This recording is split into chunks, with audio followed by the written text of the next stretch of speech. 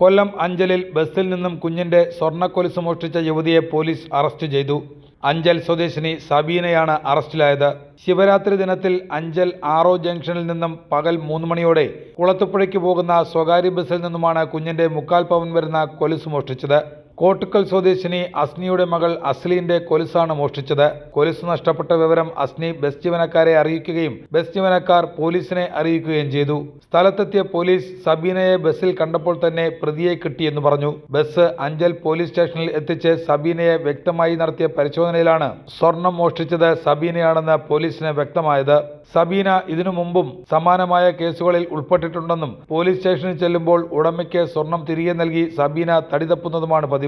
എന്നാൽ ഈ കേസിൽ അസ്നി പരാതിയിൽ ഉറച്ചു നിന്നതോടുകൂടിയാണ് പോലീസ് സംഭവത്തിൽ സബീനയ്ക്കെതിരെ കേസ് രജിസ്റ്റർ ചെയ്തത്. കഴിഞ്ഞ വർഷം അഞ്ചൽ പനഞ്ചേരി ക്ഷേത്രത്തിലെ ഉത്സവ ഘോഷയാത്രയ്ക്കിടയ്ക്ക് കുഞ്ഞിന്റെ സ്വർണ്ണമാല മോഷ്ടിച്ച സബീനയെ നാട്ടുകാർ കൈയോടെ പിടികൂടിയിരുന്നു. ഉടമയ്ക്ക് സ്വർണം തിരികെ നൽകിയതോടെ പരാതിയില്ല എന്ന് ഉടമ പറയുകയും തുടർന്നാണ് കേസെടുക്കാതെ അന്ന് സബീനയെ പോലീസ് വെറുതെ വിട്ടത്.